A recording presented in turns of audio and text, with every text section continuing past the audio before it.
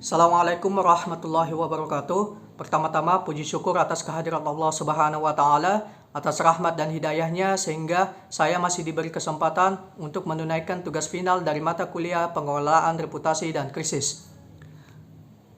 Sebelumnya terima kasih kepada Bapak karena telah memberikan tugas ini sehingga saya bisa mendapatkan pengalamannya. Mengenai tugas akhir ini, di sini saya akan mencoba untuk memberikan pandangan saya terkait dengan pertanyaan-pertanyaan yang telah diberikan. Nama saya Muhammad Surya Elvi dengan nomor induk mahasiswa E0212011031. Langsung saja ke pertanyaannya. Untuk pertama, yakni apa itu komunikasi, manajemen, dan krisis, serta apa kaitan-kaitannya. Pertama, komunikasi ialah suatu interaksi yang dilakukan oleh dua orang atau lebih, di mana mereka masing-masing bisa menjadi pengirim dan penerima, yang dimana pesan menjadi kunci ataupun apa yang diterima dan dikirim itu. Nah, melalui media apapun, baik itu pertemuan langsung maupun pertemuan jarak jauh seperti online, telepon, dan sebagainya. Nah, sehingga menimbulkan efek, baik itu diterima secara langsung maupun terjadi pertukaran pendapat sehingga nantinya akan terjadi satu kesepahaman. Itulah komunikasi.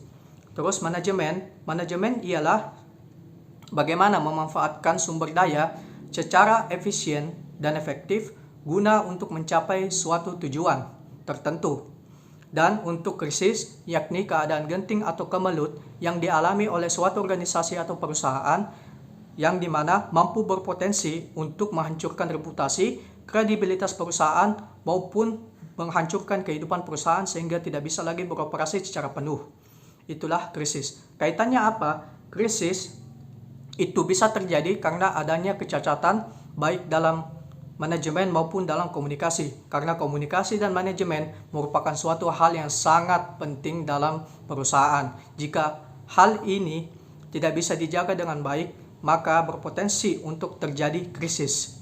Baik itu krisis dalam internal maupun dalam eksternal. Nah, untuk bisa mengatasinya perlu juga komunikasi dan manajemen. Itulah mengapa krisis itu tidak bisa dipisahkan dengan komunikasi dan manajemen. Karena pada akhirnya krisis harus diatasi dengan komunikasi dan manajemen, karena komunikasi dan manajemen itulah yang mengawali, yang berpotensi untuk terjadinya suatu krisis. Jadi jika organisasi mampu menjaga komunikasinya dengan baik dan mampu menjaga manajemennya dengan baik, maka krisis itu bisa diminimalisir kemungkinannya atau bahkan tidak pernah muncul sama sekali. Untuk pertanyaan kedua, yakni apa pentingnya mata kuliah pengelolaan reputasi dan krisis dalam dunia kerja, tergantung apakah perusahaan yang nantinya kita lamar itu memiliki PR atau tidak. Jika memiliki PR, maka mata kuliah ini penting. Karena mata kuliah ini akan memberikan gambaran, penjelasan, dan langkah penyelesaian terhadap krisis yang dialami oleh suatu perusahaan. Sehingga nantinya kita pun sebagai PR yang bekerja dalam suatu perusahaan tersebut tidak akan kehilangan arah jika terjadi krisis dalam perusahaan tersebut.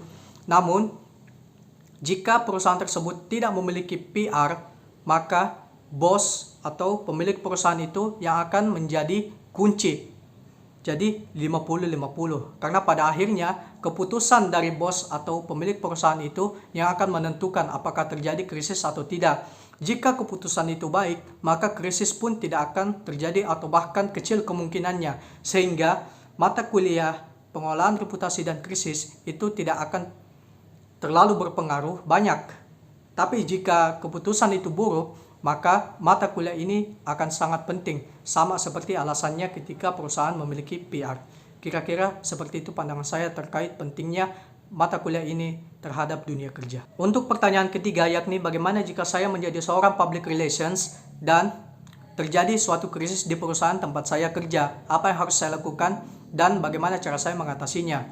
Nah, kita ambil contoh seperti kasusnya Activision Blizzard. Activision Blizzard itu kasusnya adalah kasus hilang kepercayaan atau krisis kepercayaan. Kenapa? Karena pertama, banyak tuntutan yang muncul baik dari pihak kepolisian maupun pihak karyawan, terutama karyawan perempuan yang menuntut akan aturan kerja dalam perusahaan tersebut yang dianggap terlalu diskriminatif, terlalu banyak kontroversial, dan paling buruk di antara perusahaan-perusahaan lain. Sehingga hal itulah yang menyebabkan banyak karyawan juga yang ikut PHK atau putus hubungan kerja. Nah, akibat PHK ini banyak produk yang mengalami dampak buruk dari konsumennya. Seperti banyak trailer yang sudah mereka munculkan, tetapi pas produk akhir tidak sesuai dengan ekspektasi. Trailer itu adalah gambaran dari produk akhir. Nah, itu tidak sesuai dengan produk akhirnya, sehingga banyak konsumen yang hilang dari Activision Blizzard, sehingga penghasilan mereka juga menurun. Karena penghasilan menurun, mereka juga tidak seperti dulu yang mampu memberikan produk-produk yang berkualitas. Nah, sehingga hal inilah yang menyebabkan krisis pada Activision Blizzard. Mereka hampir bangkrut. Karena selain karyawannya yang banyak PHK, hilangnya konsumen, terus para petingginya juga banyak yang resign atau memutuskan untuk mundur, termasuk salah satu pendirinya. Kira-kira seperti itu kejadiannya. Nah, bagaimana langkah PR dalam mengatasi masalah ini? 1. Tentang aturannya. Jangan sampai aturan yang diberikan itu akan berdampak buruk, dan hal itulah yang terjadi pada Blizzard sekarang. Dan untuk yang kedua, yakni respon. Nah, mereka sebenarnya merespon tetapi tidak memberikan solusi.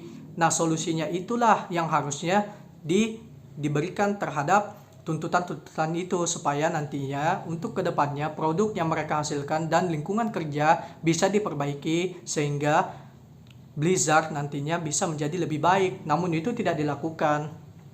Kira-kira seperti itu untuk solusinya. Yang pertama yakni tentang aturan buruk yang terjadi atau tentang keputusan dari bos yang dianggap terlalu buruk bagi karyawan. Yang kedua adalah merespon dengan cepat dan memberikan solusi secepatnya. Mulai dari memperbaiki aturannya lah, atau memberikan kebijakan yang lebih baik terhadap karyawan sehingga tidak ada lagi diskriminasi. Kira-kira seperti itu. Jadi terima kasih karena telah mau mendengarkan, dan terima kasih juga kepada Bapak karena telah memberikan tugas ini sehingga saya pun bisa curhat mengenai keresahan-keresahan saya terhadap perusahaan-perusahaan seperti ini. Terima kasih. Wabillahi taufiq wal hidayah. Wassalamualaikum warahmatullahi wabarakatuh.